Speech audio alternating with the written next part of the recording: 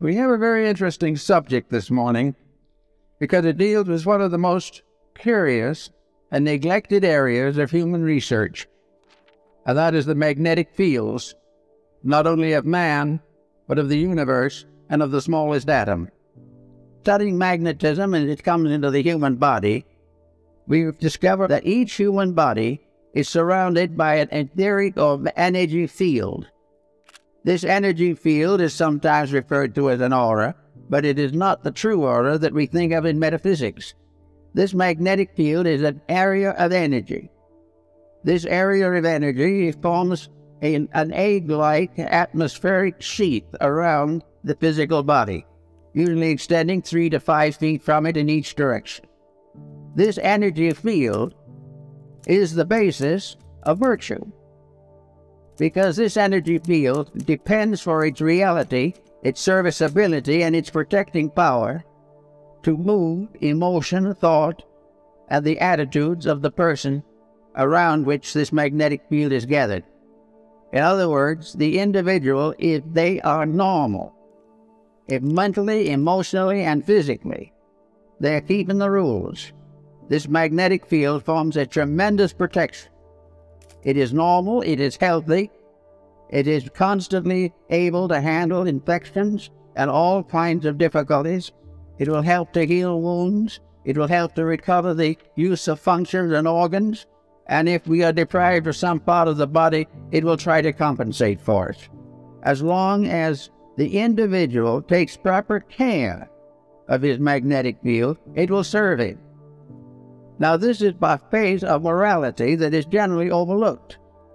It is assumed that these magnetic fields are something you don't pay much attention to. They're there, maybe they'll help a little.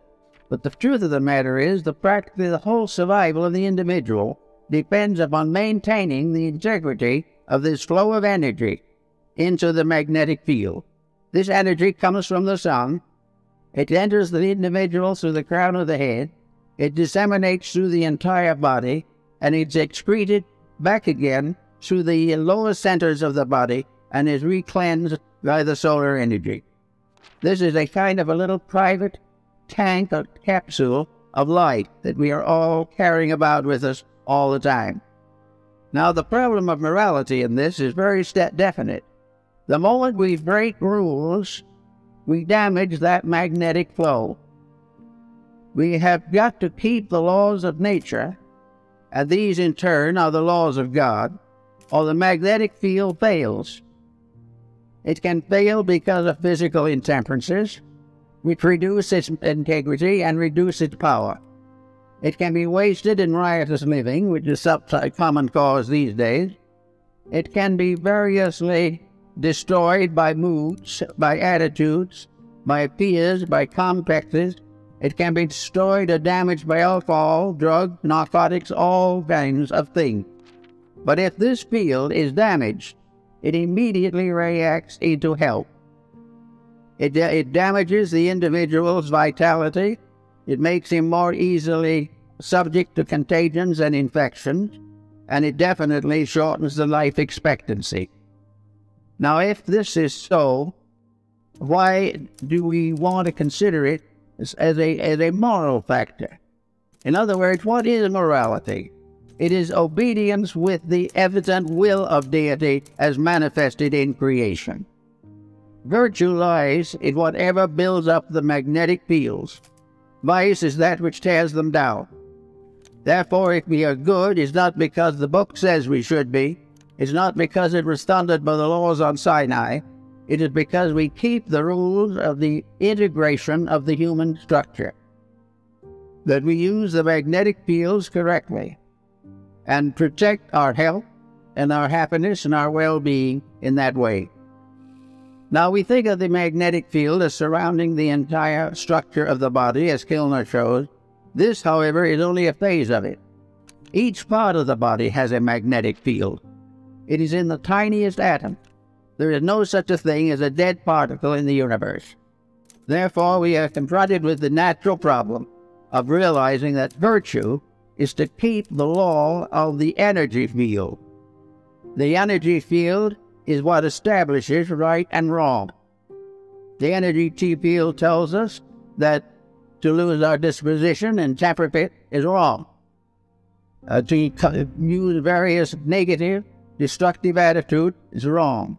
To compromise the principles of right living is wrong.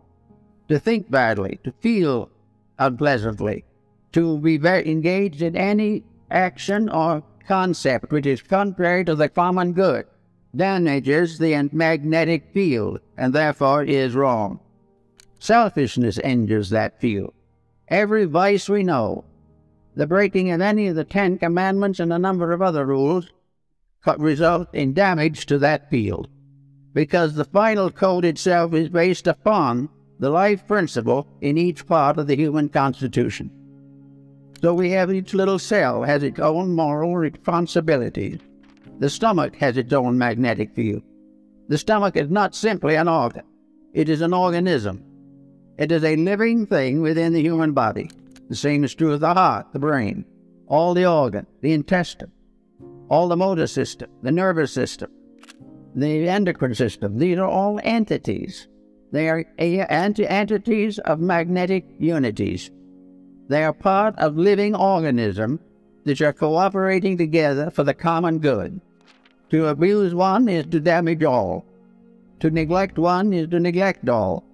Each of these organs has its own field in the body, and all these fields together constitute the grand magnetic field that surrounds the complete person.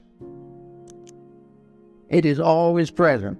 There is a magnetic core on each kingdom. All integrities in all fields are compatible. All lack of integrities, all departures from integrity in any or all fields are in conflict constantly. The only way the individual can escape conflict is by never abusing the energy factors of his own life. He must never abuse his body, his emotion, or his mind. He must never permit himself to develop attitudes that are incompatible with the integrity which nature has bestowed.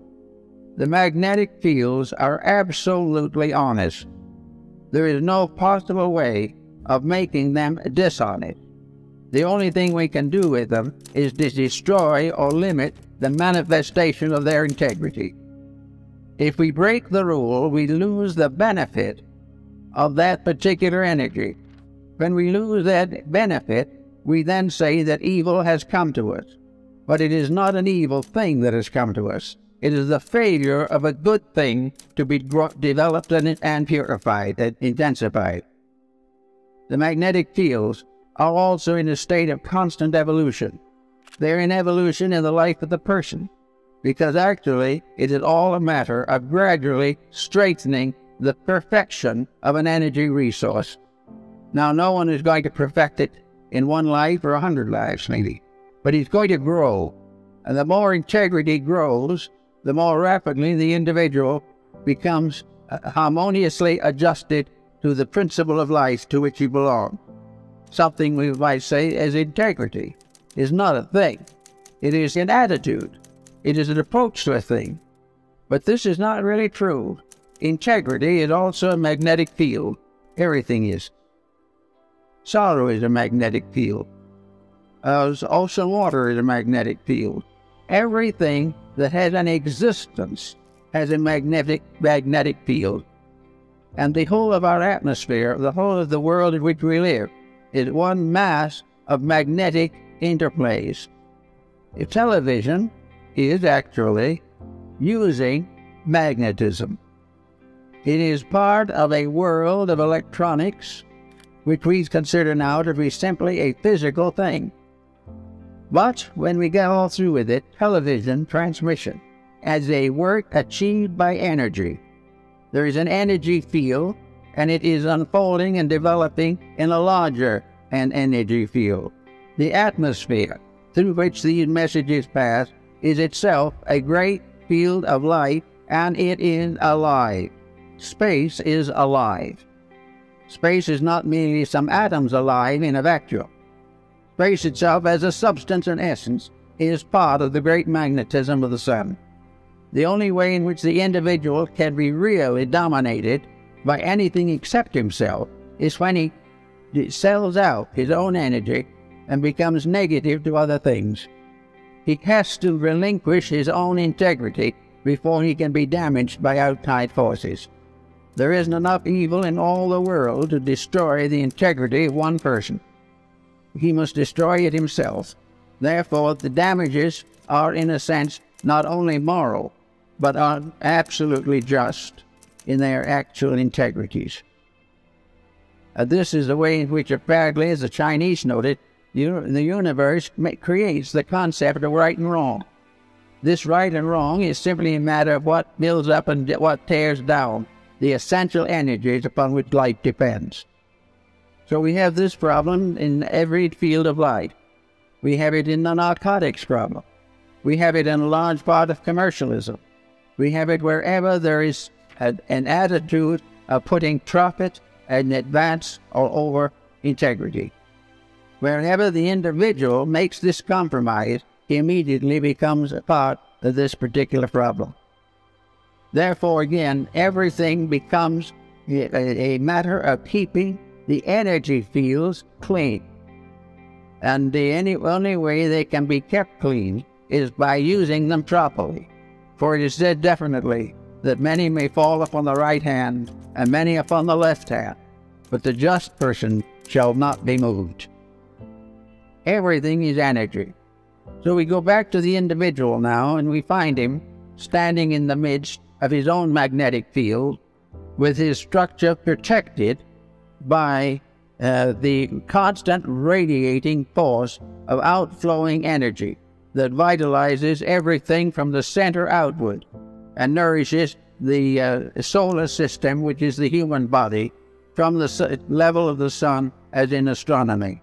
The ancient astrologers believed that these energy fields originated in man himself, and that the source of all the energy fields in the human body is the heart, that this is the thing from which all else radiates. Therefore, the most dangerous of all corruption is the abuse of love, abuse of friendship, abuse of integrities, abuse of fidelities, and abuse of those things of benevolence, mercy, and compassion which are associated with the heart. As those energies remain firm, the heart radiating out to the circumference of the magnetic field of the body is completely protective.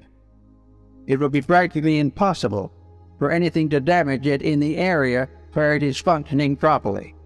There may be other functions which is not yet perfected, but if the individual is basically honorable, he will be able to perfect these without too much trouble.